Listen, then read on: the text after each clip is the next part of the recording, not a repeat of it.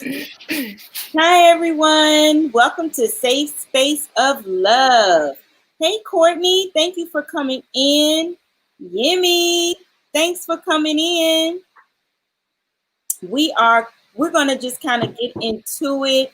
You know, anybody who comes in late, they can always catch the replay, or, we'll still be here for like a good hour or so, maybe longer, depending on how the conversation goes.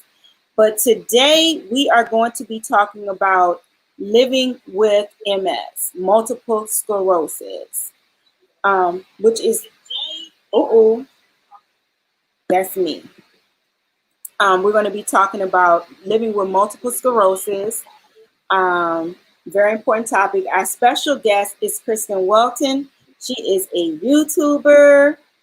Y'all got to check Kristen's channel out. I will definitely be posting a link to her channel in the description of this video. I'm going to give the floor to Kristen because she has other obligations to go. So we're going to let her start now, and then I will talk about my MS. But Kristen, you have the floor. Okay. Is there anything specific that you want me to talk about? Or just talk about from the beginning, like kind of giving us a little timeline, like, how things were before you got diagnosed. Did you kind of notice some changes? How have things progressed, day to day up until now? Okay. So hi everybody. Thank you so much for coming, and thank you so much for everyone for inviting me. I'm really excited to be here. I'm very open about talking about MS. I know some people are very hesitant about talking about it, depending on what place they are in. I was diagnosed in 2015 because of a bladder infection, which is really weird. I had a bladder infection. I try to do things naturally, so I wasn't running to my doctor and getting a prescription for an antibiotic too fast or anything like that. But I started taking cranberry pills. Well, that was my problem, because cranberry pills actually hide the symptoms. It doesn't do anything for the infection itself. So my bladder infection actually got really bad. It was very painful. I went to my doctor, I got antibiotics, and then things, I don't know, just started changing. And I actually thought I had a reaction to the antibiotics. My knees started shaking when I stood up. It kind of felt like my legs couldn't handle my weight. Then it's like I lost a lot of my control in my core, because I started noticing that when I went grocery shopping, I couldn't push a cart because it kept kind of, I couldn't control it. It felt like I couldn't balance. Then I started falling, and that was really frustrating because I would bend over. I was actually packing because I was in the process of, I think we were in the process of preparing the house to sell it. And so I was packing things up to be able to stage the house and everything. And it was difficult to, like, I remember one time I was bent over putting books into a box, and I fell over, and I thought, well, that's kind of strange that that would happen, but okay. And then I noticed that it started taking a lot of brain energy to be able to walk straight. I really started noticing that I couldn't walk in a straight line, and it felt like my legs were like newborn calves, and I had this stuttering walk, and I couldn't figure out what was going on. And it got to the point where people would look at me and think that I was drunk. But once I sat down, everything was normal. I could drive. I had full control of everything. It's just when I stood up, like everything went to crap for me. And which was, I couldn't figure that out. And then I went to my doctor, And my doctor's office has a bunch of different doctors. So I have my family doctor, and then there's other doctors that are there as well for when my family doctor's not there. And when I went back, I saw my family doctor and I said, I think I've been having a reaction to the antibiotics. All this is happening. And he was like, no, that's not to do with the antibiotics.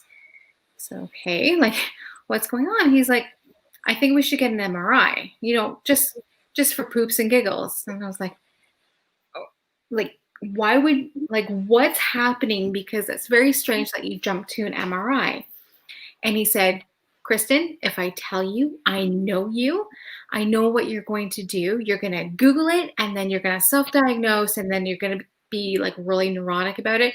He's like, it's worst case scenario. I don't think this is it, but we just need to search, to test. I'm like, okay, if you don't think it's what it is, like, what is it? And he's like, I think it's MS. I'm like, no, I don't have that. Yes, Kara. Hi. Safe space of love. Kira's looking for the channel. I couldn't find it. I was like, wait, what? Yeah. I just want to be on it. Yeah. Okay, so I thought, okay, so he's going to set up this MRI for me. I thought, okay, this is going to be good. So then things started getting worse. I started falling more, and my balance was really bad. And I went back to the doctor's office, and I saw another doctor. And I'm sitting down, he's testing my reflexes, and he said, there's nothing wrong with you. And I said, I know when I'm sitting, everything's fine, but when I stand up, that's when everything happens. He didn't ask me to stand up. He didn't ask me to walk. He didn't ask me to do anything. And he said, no, there's nothing neurologically wrong with you. I'm canceling the MRI. He's like, you can walk. You just don't want to. Are you serious? So he said that it's all in your head. You're fine. It's all in your head. So I leave that office. I think I'm crazy. I'm crying, and things are getting worse as I'm crying too. I'm like, okay, I just want to go home. Go home and just like forget about this. Obviously, I'm crazy. Like, what do I have to do? Do I have to go to a psych ward? Like, I was so upset. And then I fell down my stairs, and I said, okay. This is like a week later, and I thought, okay, I need to go back, and I don't want to see that doctor. I want to see my doctor. But when I went, I couldn't see my doctor, but I saw another doctor, and she looks at me, and she's like, okay, so walk for me. So I walked, and she's like, Kristen, you need to go to the emergency room. Why? She said, you have an ataxic gait. She's like, that's dangerous. And she assesses me, and I'm sitting down, and she's like, okay, so this is normal for you. And I said, yeah, like when I'm sitting, everything is fine. Full control of my brain, full control of my reflexes. Everything's perfect, except when I stand up. And she's like, no, you have to go to the emergency room. So she wrote a letter, put in an envelope, asked me to go to the emergency room. I go there, and they do a CAT scan. The emergency room doctor comes in and says, he's like, I don't want to tell you that's definitive, but I'm 98% positive you have MS. So when he said that, I'm thinking worse things. I'm thinking I'm never going to get better. This is what the rest of my life is going to be. I'm going to lose my license. I'm going to end up losing my job because of it, because my job, I need to drive. I'm an executive director. I have clients to see, meetings to go to. I travel across the province. This is not good. This is really bad news. How am I going to raise my daughter? Like my world felt like it ended at that point. So the emergency room doctor told me, go home, come back tomorrow morning at 5:30, I think it was, for an MRI. Okay. So I do that. I come back, and they said, we have to admit you, because they were afraid that I was going to harm myself because I couldn't get on my tiptoes. I couldn't stand straight. I couldn't stand in position. When the doctor pushed me, like I would go over. When he pushed me the other way, I'd go over. So there was no control. I couldn't even sit up straight. I didn't have any strength in my core to even sit up. So I was admitted, And then they put me on a prednisone drip of 1,000 milligrams a day. And they said, and this is before school started in September. And I didn't want to miss Kira's first day of school. And I thought, this sucks. Like, what am I going to do? Like, I have no idea what's going to happen. And so the neurologist comes in, who ends up being my neurologist after that. And I asked, what am I supposed to expect? Is this going to be me for the rest of my life? And he said, no, this is you right now. With the prednisone, we're expecting you to gain full strength and be able to walk and everything else. But we just have to go through this right now. You have to get your strength up. So I had to have physiotherapy. I had to relearn to walk properly. They didn't think that I was going to be able to walk without a cane for a while. I needed a walker in the hospital, and they had to teach me how to use it. But I couldn't use the walker because I didn't have enough strength in my core to be able to control it, because it just like ran out from under me. It was brutal. And I was in the hospital for 3 days. They expected that I was going to be in there for 10, but I got out in 3, went home. I had a physiotherapist that came to the house every 3 days. And within 2 weeks or so, I was able to walk again. I was feeling great. However, the prednisone, I don't know if anyone's ever been on prednisone before, but it is, especially the dose that I had, 1,000 milligrams a day for 5 days is really, really high. And prednisone doesn't just go in your system and leave. It goes in and it stays for at least a week. And for me, it caused crazy mood swings, and I would snap. I remember yelling and screaming at somebody in a parking lot because they rammed my car with a cart, and they just left it there. I lost my mind, and I'm screaming at the person. And that's not me. I don't like confrontations. I don't like yelling at people. I don't even like giving people dirty looks in public. It's just not me. And it was so out of character and crazy that it changed me in that moment. And then, I would go home, and for no reason, I would snap at Kira or my mom, and I'd be like, I'm sorry, it's not me, it's the prednisone. And they're like, okay, but that's scary. Like, you shouldn't do that. I'm like, I can't help it. There's no control with prednisone. It just happens, and you go crazy. Nikki, did you experience that with prednisone? Yeah. Now, see, I'd already been taking prednisone because I have asthma. So I've had to take it before. But yeah, it caused crazy mood swings. Yeah. Crazy mood swings. You just snap. Yeah. For nothing. It's almost like it's like I'm snapping, but I can't stop it. Yeah. There's no control. Stop it. It's like, oh, yeah.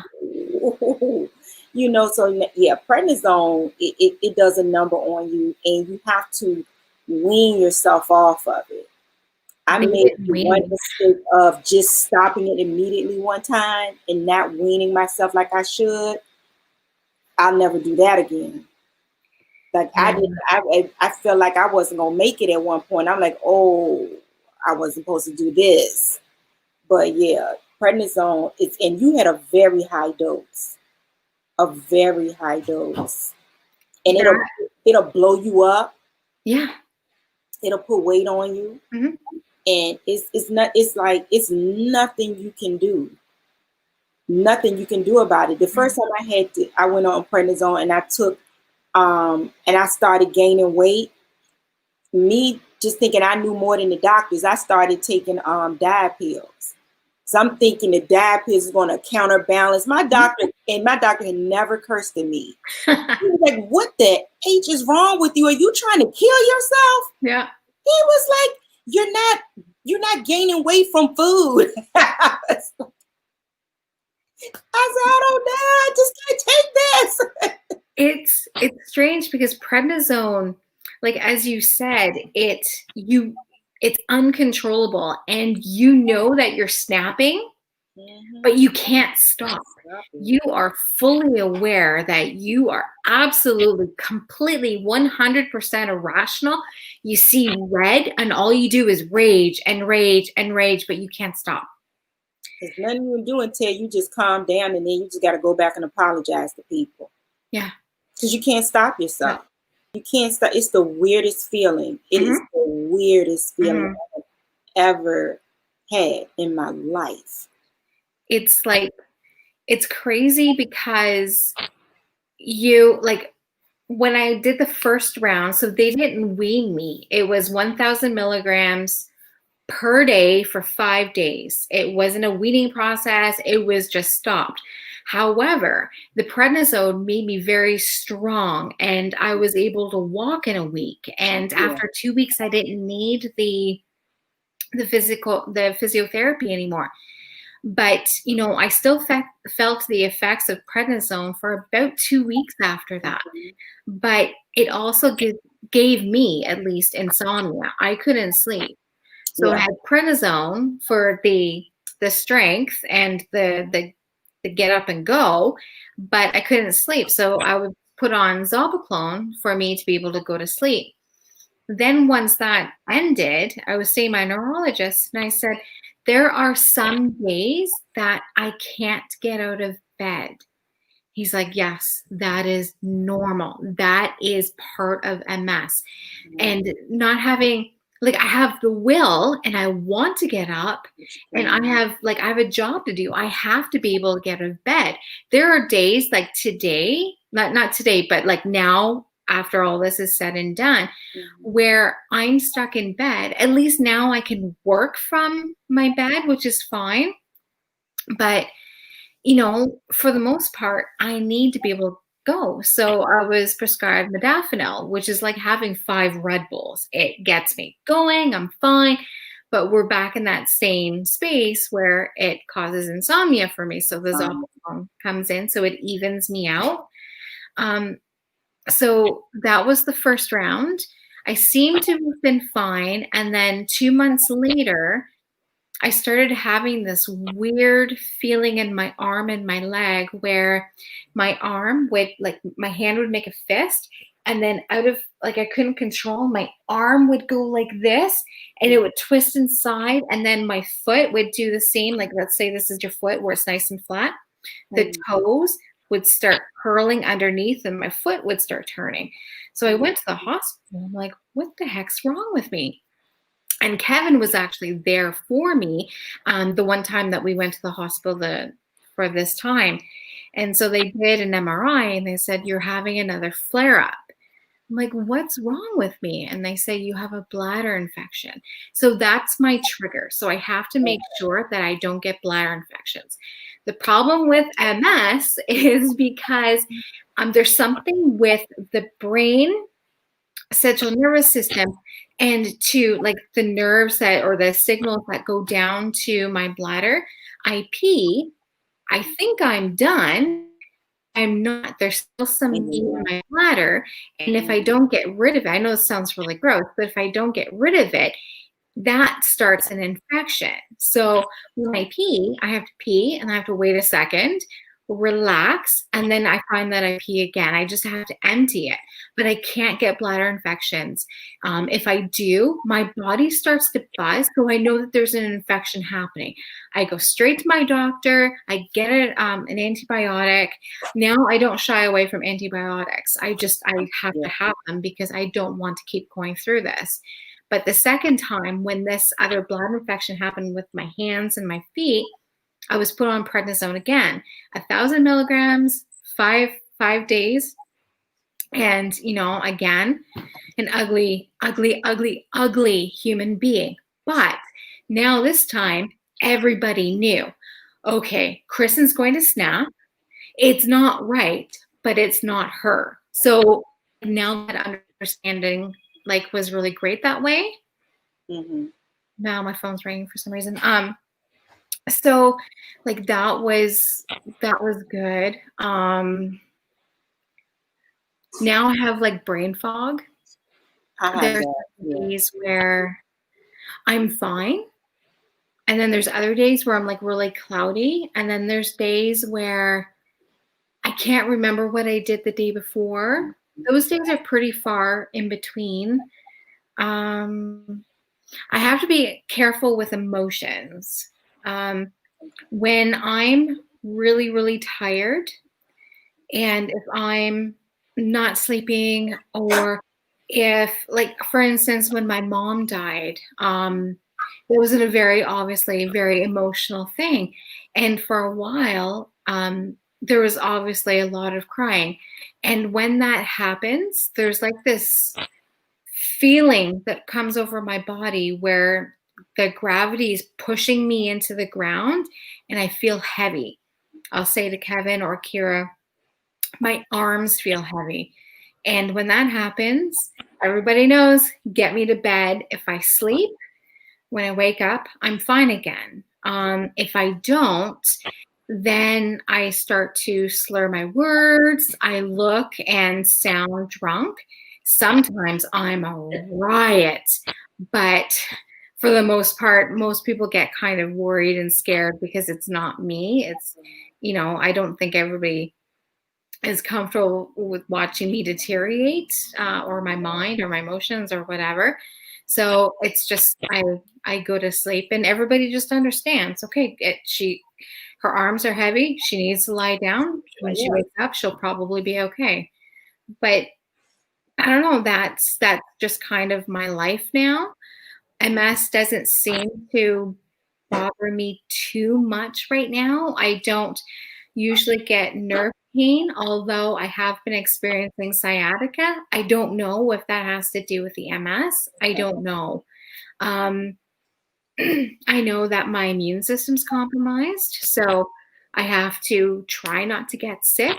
If I do, when somebody has a cold and I catch a cold, but when a healthy person has a cold, it's 3 to 5 days.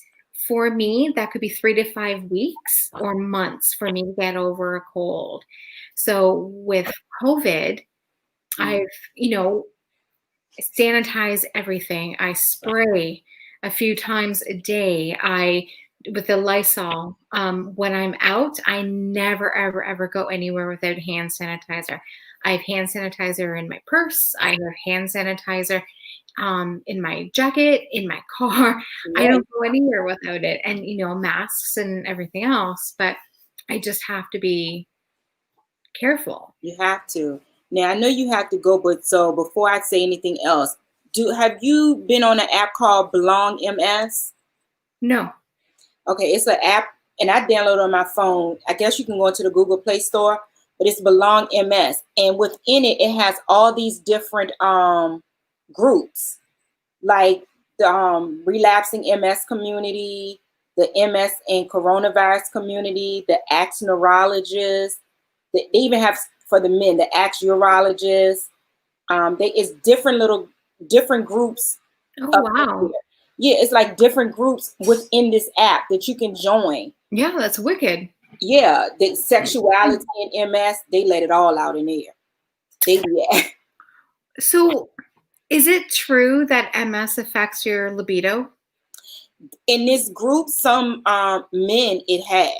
Okay. In this group. The crazy thing about MS and what I'm learning in these different support groups, everybody's and I know this, but when you get into a community where everybody's symptoms are different, because it's all about which nerves are being affected. Yeah. So some people are having issues seeing. Their optic nerve is affected. Some people have issues swallowing. Everybody. It's all, I call them little white spots, little lesions. Yes. It's all where they are, on your brain or on your spine. Like I have to get a spinal MR now because I'm having mobility issues. And my physical therapist did try to talk to me about a cane, and I'm like, I'm not walking with no cane. Come up with something else. Yeah. So he said, what about a trekking pole? And so he had me walk outside with the trekking poles. He said, don't get the ones like you about to hike up a mountain. Get the ones with you can put the little rubber bottom on it. And he says, when you feel really weak, walk with both. If you feeling confident, just walk with one. And, you know, I had to do all these little tests. And yeah, I am a fall risk.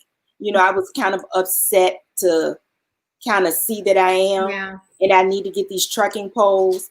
But, you know, the newest thing for me is the nerve pain in my legs where it's hard for me to walk.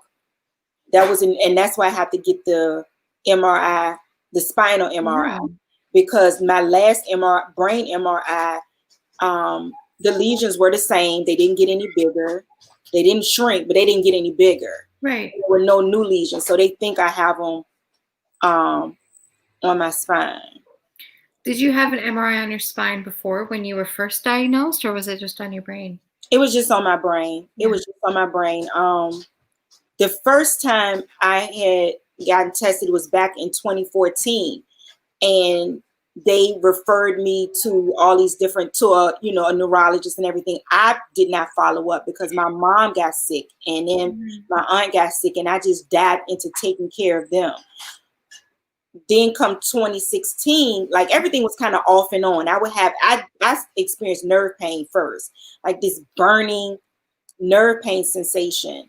And so I wrote it off as maybe it's another disc in my neck, because I had already had a disc that was torn and pressing on a nerve, and I had surgery on that. So when I started getting nerve pain again, I'm like, oh my gosh, it's another disc in my spine. I didn't think it was MS. Right. And I fast forward to 2016, and the nerve pain is around the clock, like shooting down my arms, my hands, like I'm in tears, like I can't write. It's numb with the pins and needles feeling. It was horrible. Went to the emergency room, and the emergency room doctor pulls out the MRI I did in 2014. Did you follow up with this? I said, follow up with what? She said, you had an MRI in 2014. I said, I didn't have an MRI in 2014. I kept telling her she had the wrong person. She kept leaving and coming back. Like the third time she came in, she pulled up a chair like, look, this is you. And she said, you had the MRI at night. And I said, I did have an MRI at night, because I thought that was the weirdest time, like 8 o'clock at night, I had an MRI, you know. I said, I did have an MRI at night. I said, okay, I remember. And she says, it showed that you have a demyelinating disease. She said, you know, I'm not sure which one it is. You need to follow up with a neurologist. And that's what started the ball of me getting diagnosed. The first neurologist, him and I did not get along. I asked too many questions for him, and it was almost you're a woman, I dare you ask me all these questions. And how do you know this? I said, I read. Yeah. And I need to know what's going, you know. Yeah. So after a whole year of in pain, like almost bedridden, because what he was giving me wasn't strong enough to help with the nerve pain, he finally says to me, well, I can't definitively say this is MS. I'm going to refer you to a MS specialist. I said, you're not an MS specialist? Oh, God. I said, I don't understand why you didn't send me to an MS specialist over a year ago. Went to the MS specialist 2 days later, because now you rushing this. 2 days later, as soon as the MS specialist looks at the MRI, you have MS. And pulls up what he was doing for treatment and says, oh my God, this is like chewing candy. She said, I can see you're in a lot of pain, and just looking at your MRI based on what he's giving you, that's not doing nothing. You know, change up everything. I was having migraines, you know, with the blurry vision. I went from no glasses to bifocals. Like my vision just started, you know, it was the craziest thing. When I'm sitting down again, I'm okay. If I try to jump up and walk, I kind of stumble because I lose my balance, you know, and that's why, you know, I know I'm a forest, you know, both my old neurologist and my new neurologist. This is my third neurologist I have now. So far, I like him. Both of them said my gait is off, you know, and so that's why I needed to do the spinal MRI to see, you know, what's going on. And right now, I'm not on anything to suppress the MS until I have the spinal MRI. And this new neurologist, he says, well, I don't want to put you back on the Aubagio, given the fact that the lesions on your head, on your brain right now, they haven't gotten any bigger, so they're technically not active until we get a spinal MRI done, and then we'll, go further, because I had all kind of side effects from the Aubagio. My hair loss, I had to start wearing wigs because all my hair came out. One thing that a lot of people didn't go through, I had a lot of incontinence. Okay. With it, and he was like, "Yeah, not many people haven't." I said, "I did." He said, "So since you're off the Aubagio, do you have?" I said, "No, I'm just fine without it." He was like, "Wow," So he was like, "I don't want to put you back on it." And he says, too, with everything going on right now, the Aubagio significantly weakens your immune system. Oh.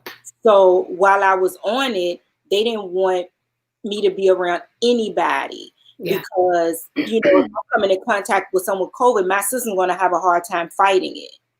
So he was like, "Well, your immune system is getting stronger because now it's been over a year since you've been off the Aubagio, but you still need to be careful. You need to social distance, wear your mask, sanitize, the whole nine. Don't, let up on that." But so for right now, I just take, as far as the pain, I take the gabapentin and I take nortriptyline. Okay. The gabapentin, I take 900 milligrams 3 times a day. And the nortriptyline, he increased that, which has helped, because I would wake up in severe nerve pain in my legs. Yeah. So he adjusted my nortriptyline. And so even though, I sleep longer now, I don't wake up with the nerve pain in my legs like I was. I still have some mobility issues, but hopefully the exercises and everything that my physical therapist, because the physical therapist I have specializes with people with MS, like he's a neurophysical therapist or whatever. So I can see, some changes, things getting a little easier. So it's coming along, not as fast as I would like to, but it's coming along.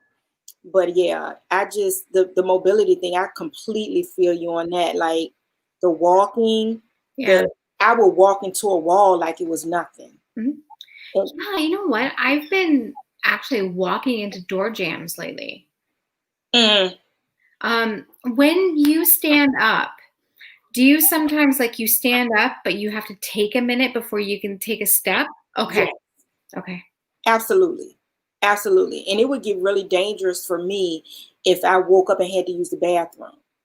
Because I will wake up and try to rush to the bathroom and my body's like, yeah, you're not rushing anywhere. And I run into the door jam. It's the craziest thing. I would catch myself, like I'd be so, off balance. It's the craziest thing. And it's like your body is doing whatever it wants. It's not doing what you wanted to do. Yeah. Your legs are just, we're going to do our own thing. And you do look drunk. Yeah. You look absolutely drunk. And it's like people, if I'm out in public and people looking at me, like I have to walk holding a buggy around the store because I needed to, for support. Yep. But yeah, other than that, if I walk without anything, after a while, I have to grab onto the basket because if not, I'm just off balance, looking like I've been drinking. Yeah. But it's crazy, and it's crazy to hear all the different things that MS affects with different people. I mean, everybody has their own struggles, and my symptoms could be completely different from your symptoms, completely different from the next person's symptoms. And so that's why I do like this group, because everybody's pretty open and honest. And they're like, "Hey guys, have y'all ever experienced this? What did you do?" And then they have some nurses and some actual neurologists that you can talk to in there. It's like different little chat groups within this app. Yeah. So it's always cool to reach out and talk to people, you know, all over the world, literally, who are going through the same thing you're going through. Yeah, exactly. Yeah. But how is your appetite? It like dips. Like lately, I've been eating like a pig. I can't get enough food. And Mm. then next week, it'll be like the first time that I eat is like at dinner because Oh, I'm just not hungry. And then the week after that, it'll be normal. And then the week after that, it's like I can't stop eating. So I don't know what's happening with that exactly. I've just been noticing that as of late. I don't know if that's because of COVID, because like I was starting to go to the gym before COVID mhm. and out walking more, but now with this, it's been, staying indoors, and from working from home, I'm not walking as much. I'm not, getting up and going to my car and going to clients' houses. I'm not, walking around the office. I'm not walking from here to my car. Like I'm so much less active. Right. And I think, that has something to do with it. I have no idea, but it's strange. It I don't have much of an appetite. So I constantly have to keep like protein shakes Hmm. here, to supplement. So I deal with that. I don't eat. I remember when I was first diagnosed, I was told that I had to take a lot of vitamin D, and Yeah. D3 is the best to take. So, like, I pumped myself full of that. My doctor, she was like, so when a normal person, but a healthy person has to take one D3 a day, she's like, I want you to take four. I'm like, okay. Yeah. But she's like, another thing I need you to do is that a regular healthy female needs like 43 grams of protein a day. She's like, I want you to have 96. I'm like, how the heck am I going to get 96 grams of protein? All I'm thinking of is meat. I'm thinking I'm going to have cholesterol. I'm going to have a heart attack. She's like, no, protein shakes, protein bars. And then I have to think about sugar because I'm also diabetic. I'm like, what am I gonna do? And she's like, there's protein out there, protein shakes that don't have any sugar. The Yeah. powder like is unsweetened, unflavored. That's what it is, unflavored. But there's tofu, and I make tofu every week. And so there's nuts, and there's a whole bunch of things. And the biggest thing I think with MS is not only is it about physical balance, but it's about emotional balance. It's Mhm. about a lifestyle balance. It's about finding what works. And I don't think ever in my life I've ever listened to my body as much as I listen to my body now. Like when my body buzzes and feels like it's vibrating, I know there's an infection somewhere. I know my telltale signs of a bladder infection. And, I have a newfound trust with my family doctor. As soon as I feel like there's an infection, I tell him my symptoms. He writes a script and everything's good. So that has helped, but you just have to like really get to know your body and listen and trust your mind and your body and your gut because, you Mhm. have to be your own advocate as well. You have to. I have to now write things down because I do have the brain fog, but I Mhm. didn't know that was my MS at Yeah. first. And my first neurologist, or technically my second one, the one I stuck with, the MS specialist, she was actually a neuro-oncologist. Oh, So she ended up becoming the head of the neuro-oncology department, and that's why. And they told me I couldn't follow her unless I had brain cancer, and I was like, okay, like I was upset. yeah, Why can't she still be my doctor? But yeah, the guy I have now, he's pretty cool, pretty knowledgeable. good. So I can talk to him. I have a good rapport with him. I got to check the patient portal now because I do have insomnia. Like Mm, I don't sleep well yeah, at all. Even with the medication, it'll initially knock me out and I'll go to sleep, but I'll wake back up yeah, quicker than what I should be waking back up. Like I should be mhm, sleeping through the night. and I just don't. So I have to check back with the patient portal to see if he's suggested anything at this point, because I do suffer from insomnia. I It's definitely so frustrating. Insomnia is the worst because you are so tired and you don't know if you're having an MS flare up with the brain fog, or is it because you're just tired and a simple sleep will help you. yeah, yeah. And that's what it is. And your body is tired. And it's like you already have fatigue anyway, Yep. but to go days without sleeping or only Mhm. getting these little naps in here and there, it wears on you. Yeah. It really does. It wears on you. And sometimes when I deal with that, I don't even sleep in the bed, because my husband is a light sleeper. And Mm. so I know if I'm jumping up around, twisting and turning, jumping in and out the bed, I'm going to wake him up. Yeah. And then it's going to be hard for him, to go back to sleep. So Exactly. sometimes I'll just sleep on the sofa, looking Mhm. at TV. I take a nap, wake back up, and that way I don't, interrupt his rest, break his sleep, So it's rough. It really is. It's really rough. Whew. But look, I saw somebody say you can ask a question. Oh, that was April. Okay. Nobody. Oh, she was saying anybody can ask a question. Okay. But yeah, that it's rough.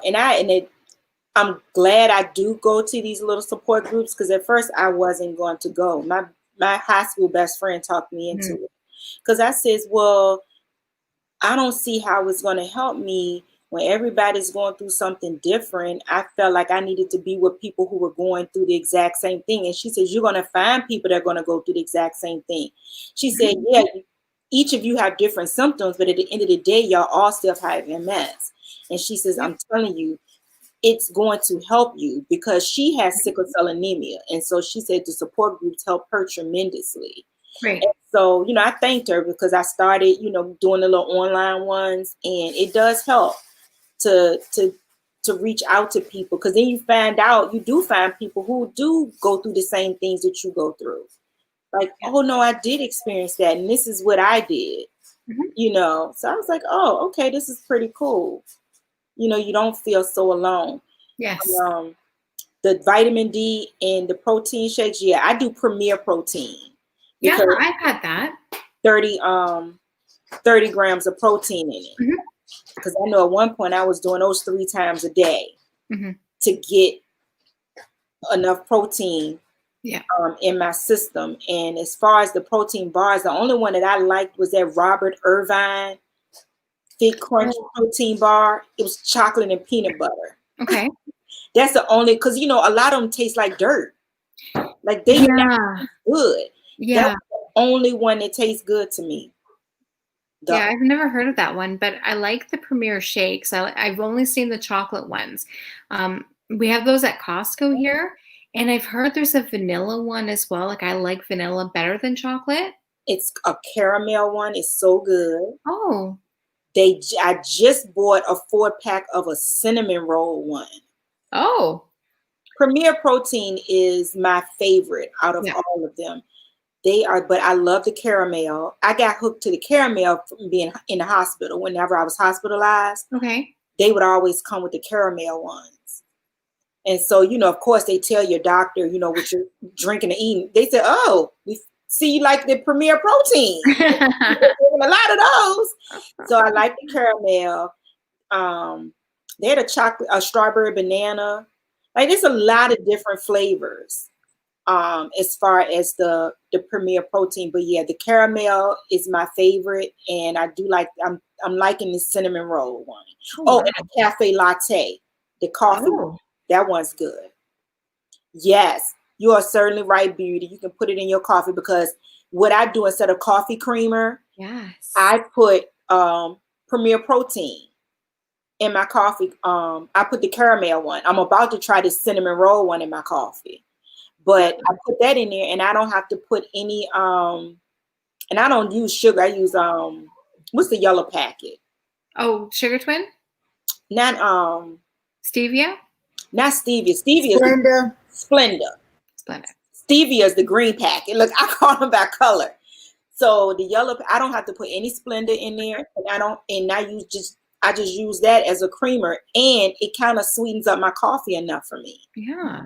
But it's definitely good in replace of a creamer and sugar, or sugar substitute or whatever. But yeah, I have to look for those. I don't think we have those in Canada yet. What? Yeah, not those flavors. Unless if it's in Toronto, it's not in Niagara right now. Okay. Yeah, I hope you try them, but it's good. The caramel one is really good. I like that. That caramel one is good. Have you tried the salted caramel? No. Ooh. I have not tried Those this. are good too. Oh, I gotta try that. Yeah, that sounds really good. They got the caramel and they got the salted caramel. I just tried the regular caramel. I tried of course, the chocolate and the vanilla. I tried the strawberry banana. I tried the cafe latte, and this cinnamon roll one. I just I got. haven't tried the cinnamon roll one. Evidently, look, I got the last 4-pack, so I'm like, okay, somebody likes it, because it was like 1 4-pack left. I said, oh, this is the last one. I said, I gotta try this, and it's good. I'm like I said, I get cold a lot, but I know my iron is low, so I'm gonna get some coffee once we get off here, and I'm gonna put that cinnamon roll protein in there. But that's what I do, and I have to do a lot of vitamin D anyways. Yeah. Because as African Americans, we have a vitamin D deficiency. Oh. Because of our melanin in our skin. We have a vitamin D deficiency anyway. So I'm like, my doctor had already told me I needed to take more than, the regular dose. That's why I said, when she told you to take the 4, I said, yeah. Yeah. Yeah. So now it's like I'm battling that. So I came in with a vitamin D deficiency anyways, before I got diagnosed with the MS. But I can really tell if I don't take the vitamin D. I can tell when I don't take my multivitamin. So I still try to take my vitamins that I've been taking. I take B12. I take a woman's multivitamin. I take vitamin D. And let's say if I'm dealing with nerve pain, I'm sick and I'm in the bed and I don't get up and take it, I can tell if I've gone a whole day without taking it. My vitamins. I've learned my body enough to know, like, okay, you need to take this. You need to sip on a protein shake. Even if you're in the bed, you need to sip on a protein shake, because it only makes it worse. Yeah. It only makes it worse, so it's always nice to talk to someone who understands what you're going through now. April, she has, I know I'm going to say, she deals with nerve pain, but she has RNS, RDS. I know I'm saying it wrong. What is it, April? Is it RNS, RDS? What is it? Oh, Beauty said you can make, girl, you could have just unmuted your mic and said that. I didn't want to interrupt your conversation. You can be in the conversation. But you can mix it in your pancake. I've done it. You know how you buy the pancake mix already made? Instead of using milk or water, you can use your protein shakes, cook with it, and it bakes just good. I'm telling you. I just ate pancakes for breakfast. Oh man. Yes, try it with your Aaron made protein shake, whatever flavor. Because like Shell said, they got the caramel and apple cinnamon. Oh, that would probably be good as a pancake. Yes. Hey, Shell. Thank you for coming. Oh, wow. Yeah. So many different ways you can get your protein in if you can't drink it. Hemp seeds is good for protein. Yep. It's a Dr. Wong that's here on YouTube. And he was saying how to make a protein shake from home to get all your protein in hemp seed. He was using hemp seed. So yeah, it's a lot of different ways to get your protein in. I do the Premier Protein Mm-hmm. for me. But yeah, did anybody have any questions? I'm just gonna have to skip off. I have to get Oh, ready for that meeting, but then I'll be right back. okay, thank you, Kristen. Bye. See you soon. Okay. Yes. I did not know that. Ooh, he made pancakes. He could have put it in, if he had put one of them cinnamon roll Premier things in the pancake, that would have been super delicious. I just know it. I feel it in my spirit. That would have been good. Try it the next time when y'all do pancakes. Yes. Just mix it with one of those. You'll get your protein through your pancakes, all kind of ways. Yes. Oh, RSD. That's what it is that April has. And she has really bad nerve pain. I'm gonna be honest, the nerve pain I don't wish on nobody.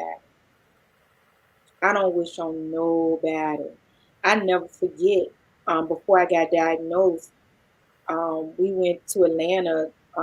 We took my bonus daughter. We went because she was gonna go to Clark Atlanta, and we're at the hotel. So we get to the hotel, and I go to take a shower, and a nerve pain hit me in the shower. I didn't know what was going on. The only thing I could do is, and I hated to do it, but I didn't have a choice, is lean on the shower wall and cry. I couldn't do anything but lean against the wall. I was like, what is going on? This is crazy. And I kept thinking it's another disc in my spine. I had no idea it was MS. Yeah, my mom, she deals with nerve problems. She has pinched nerve in her back. And you know And what? she got dealing with bulging discs and stuff like that. So she Yeah, does. that's not, And that happened. My mother been dealing with this since I was like in high school. And I just remember one day she was trying to get ready for work. And she couldn't do it. And I had to help her. And just to roll her over in the bed to help roll her. And I said, Mama, just stay home. I'm going to stay out of school today. And I'll help you. yeah, because that nerve pain is just excruciating. Like nerve pain is like no other pain. It is such a, and it'll wipe out any other pain that you have. Like I never forget, my doctor said, do you have any type of aches or whatever? I said, I don't feel no aches. And then he told me, he said, you probably do. He said, but the nerve pain is wiping out that pain. And sure Right. enough, when they got the nerve pain under control, I felt the other pain. I was like, you know, but nerve pain is so excruciating. It's crazy. Anybody got any questions they want to ask? Shell, I do feel it in my spirit, sis. I just know it's gonna be good. I feel it. Courtney said, this has been so informative. Thank you, ladies, so much. I'm so glad you two talked about this. I had no idea. Oh, you are so welcome. Yeah. MS is crazy. And I think what people don't understand about MS is they don't believe you because your symptoms may be different. Like, say if they know somebody with MS and I tell them what my symptoms are, the first thing they'll say, well, my cousin got MS and she don't go through none of that. And they don't Mm-hmm. realize how this thing works. What Mm-hmm. happens is it's a sheet called a myelin sheet that's wrapped around your nerve. And when that myelin sheet starts to disintegrate, that nerve is now exposed, kind of like an exposed nerve in your tooth that hurts Mm-hmm. like crap. It's an exposed nerve in your brain. Well, that nerve can't send the signal to whatever. So let's say if that nerve that's exposed is the nerves that tell my legs to move, to walk, it won't send the proper signals to my legs. So my brain is saying walk, but the nerve is not sending the proper signals to tell my legs to walk because that nerve is exposed in my brain. Now, the next person with MS, it probably be a different nerve that's exposed. That's why if you pull up my MRI, brain MRI, and you pull up Kristen's brain MRI, it look like these white spots. They'll be in different parts of our brain, which I means get it. you have different symptoms because like she was saying how she had the problem with her bladder emptying. I don't have that issue. So which means that particular nerve for me is not exposed, but it is for her. You see what I'm saying? Mm-hmm. It works. You got some people, you can get lesions on your optic nerve. So some people with their vision is bad. You get lesions on your spine. That's why I have to get another spinal MRI. Well, I never had one. I have to get a spinal MRI. I've had like 3 brain MRIs, but I have to get a spinal MRI. Courtney said, "What are some of the first signs of MS?" For me, it was the nerve pain. Now, looking back, I think the first sign of the MS was me losing my child but I didn't know I had MS. So that's when I got diagnosed. They asked me the question, do you want to start treatment for the MS or do you want to try to have another child? Because you can't do both. But then you have to understand that we're trying to have another child. You run a high risk of losing that child too. And I didn't want to take that risk mentally or physically because that took a lot out of me. But I really do think that that was probably my first sign and I just didn't know it. You know, for me, it was really the nerve pain that I noticed. But again, that would have been the second thing. But I thought it was another disc um, in my neck or my spine because I had a disc that was torn and pressing on a nerve that was causing nerve pain, and I had to have surgery. And they went. I keep doing this because they went through the front part of my neck to replace that disc with like a cadaver piece. Mm. So I thought it was another disc acting up. So again, I ignored it. I didn't know until it just progressively got worse. And then at one point, it was just around the clock. It wouldn't stop. And Aaron said, "I'm taking you to the emergency room." So now this is the second time I've been to the emergency room behind this. But this time they didn't let me just get away. They were like, "No, you did an MRI in 2014. You need to see a neurologist ASAP." Like, and when I tell you, I knew something was wrong because things started happening too fast. Like Mm. I started getting approved for things faster, appointments started. Oh, we'll squeeze you in tomorrow. Squeeze me in tomorrow. What's wrong? You know, when they start, especially with a specialist, sometimes it's hard to get in to see a specialist. They be booked up. But when them doctors start fitting you in and they want to see you the very next day or that same day, yeah.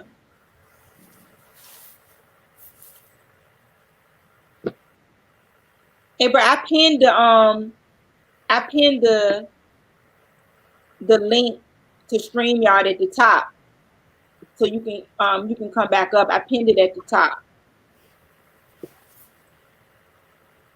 But yeah, it was, so looking back in hindsight, it was I think that and the nerve pain were my 2 symptoms.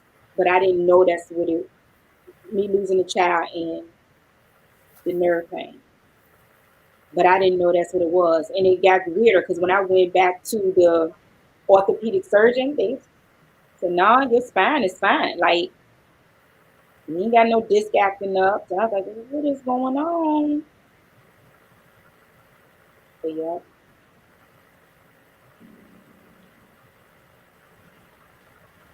So yeah, look. Thank y'all for coming. Did anybody have any questions?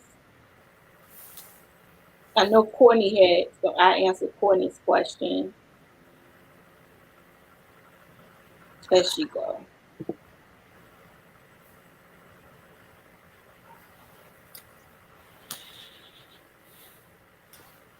But yeah, that nerve pain. So Beauty, I understand how your mom feels because that nerve pain ain't no joke. Yeah. And you can't move. You can't do nothing. Oh, Courtney, thank you. I appreciate that, sis. I really do. Thank you. You can't do anything. You cannot do anything. And it's crazy how this disease affects people so different. You know, I was in that that, and some people were having issues with swallowing. You know, Mm. my doctor said, "Would do you have issues with bowel movement?" I said, "No, I'm going." So it affects everybody differently. I've met some people who deal with the same things that I deal with, but just listening to everybody, every everybody has different symptoms because it's all about where it is the lesions are on your spine or on your brain. So yeah,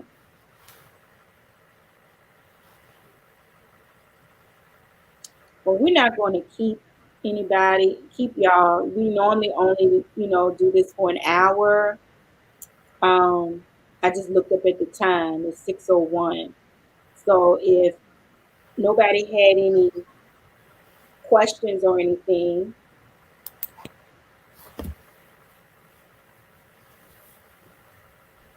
because I know Kristen had to take an important phone call, so we can end it. April, did you have anything you wanted to say? Or she just sticking in the chat?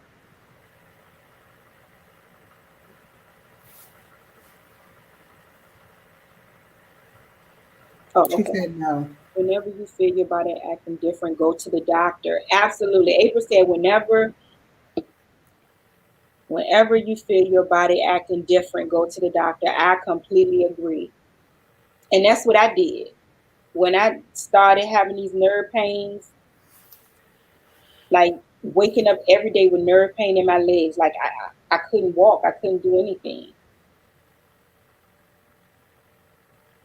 It was crazy. I couldn't do it. Do you have issues with swallowing? I'm asking because my uncle passed And cerebral so palsy and he ended up with MS as part of the disease.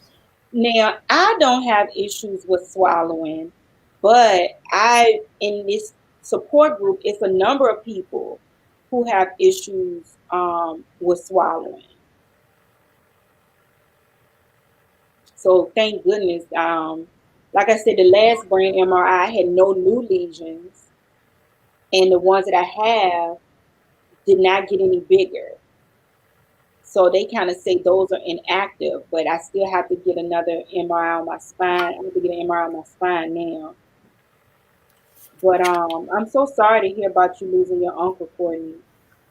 But yeah, I don't have it. But it's several MS people I've interacted with and came across that they've had trouble swallowing. It was like they gotta, you know, sit back and think because they choked. So you have to be really really careful.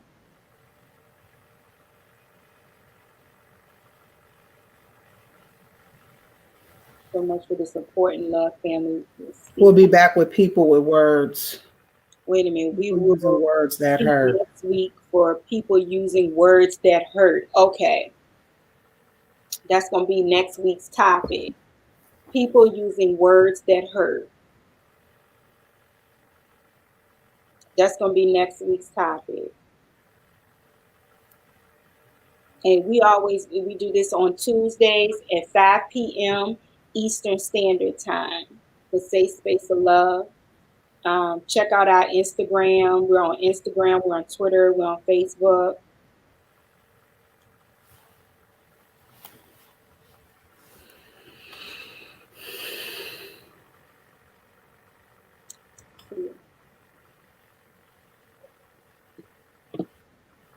Oh, you're welcome. Look, Courtney, thank you for coming in.